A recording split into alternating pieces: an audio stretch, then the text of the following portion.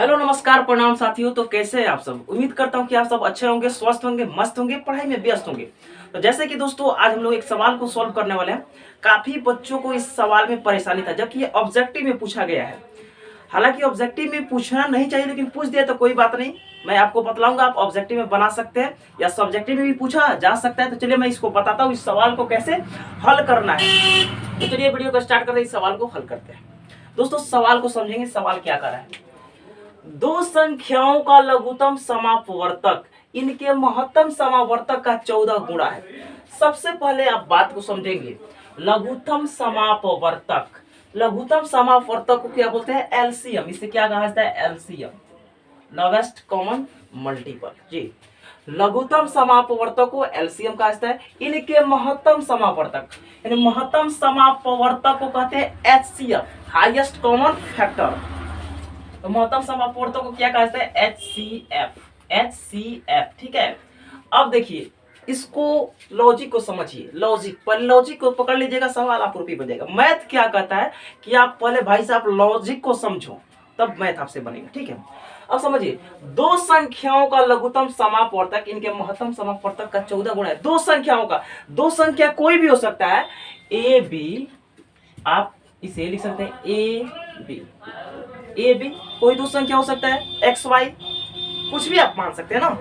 तो दो संख्याओं का लघुत्तम समापवर्तक इनके महत्तम समापवर्तक का 14 गुणा है।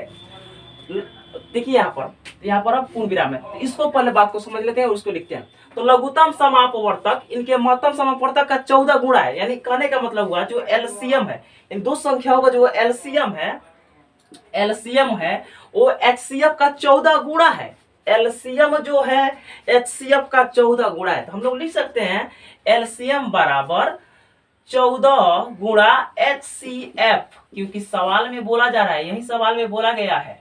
मैं अपने मन से नहीं लिख रहा हूं, सवाल में कहा जा रहा है कि दो संख्याओं का लघुत्तम समापवर्तक यानी एलसीएम जो है इनके महत्तम समापवर्तक का 14 गुणा है। यानी एलसीएम जो है इनके महत्तम समापवर्तक यानी एचसीएफ का 14 गुणा है, इसलिए हमने एचसीएफ में 14 से गुणा किया। तो एलसीएम बराबर 14 गुणा एचसीएफ हम लिख सकते हैं, कोई दिक्कत नहीं।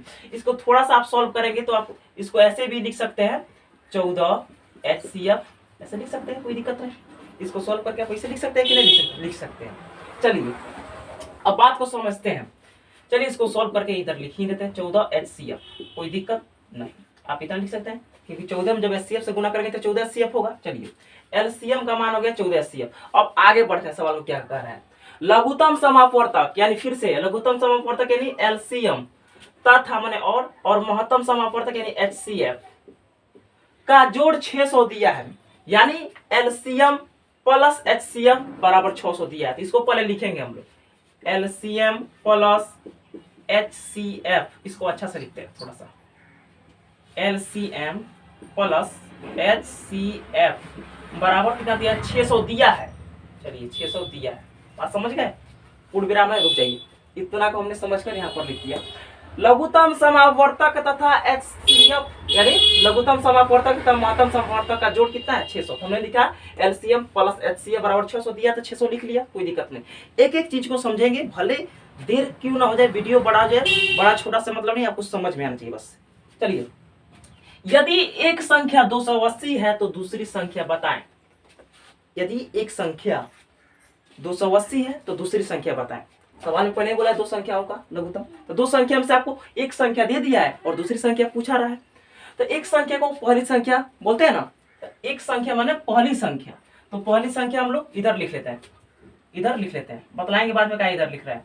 पहली संख्या, एक संख्या का मतलब पहली संख्या कितना दिया है? 280। यहाँ पर लिख लेते हैं 280। चलिए कोई दिक्कत नहीं। अब देखिए एलसीएम यहाँ पर है ना, आपको एलसीएम यहाँ पर दिख रहा है, यहाँ पर देखिए एलसीएम आपको दिख रहा है। अब देखिए एलसीएम का मान कितना हो गया? 14 एचसीएफ। अरे यहाँ पर एलसीएम बराबर 14 एचसीएफ है ना, यहाँ पर एलसीएम का मान कितना हो गया? 14 एचसीएफ। तो इस एलसीएम के जगह पर, जब एलसीएम बराबर 14 एचसीएफ है तो इस एलसीएम के जगह पर हम 14 एचसीएफ लिख सकते हैं। क्यों? क्योंकि एलसीएम का मान 14 एचसीएफ दिया है। चलिए तो एलसीएम का जगह पर 14 एचसीएफ लिख लेंगे, यहाँ पर 14 एचसीएफ, ठीक।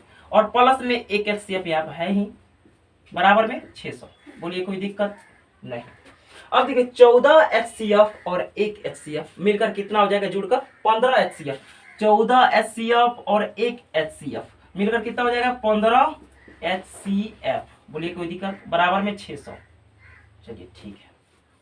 अब देखिए, अब यहाँ से HCF का भी मान निकल जाएगा। HCF बराबर, अब 600 अपनी जगह पर रहेगा।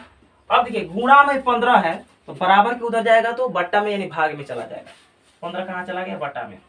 अब 15 से 600 कट जाएगा 40 बार में, 15 चौके 60, एक जीरो यहाँ पर एक जीरो लगा देंगे, यानी HCF का मान आ गया भाई साहब 40।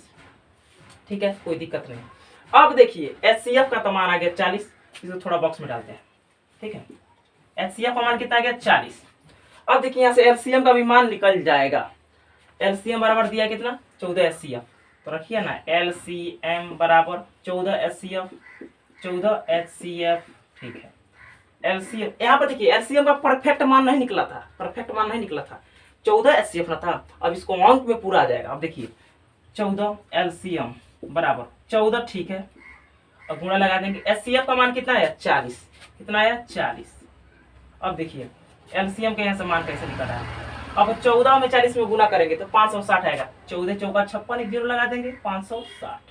अब ऐसे भाई साहब LCM भी निकल गया, बतलाइए ना कितना आसान भाई साहब। HCF भी निकल गया, LCM भी निकल गया, और यहाँ पर आपको एक संख्या नहीं पहली संख्या दिया हुआ है। तो आप जानते हैं यहाँ से एक सूत्र होता है, क्या सूत्र होता है इधर आपको बताते हैं।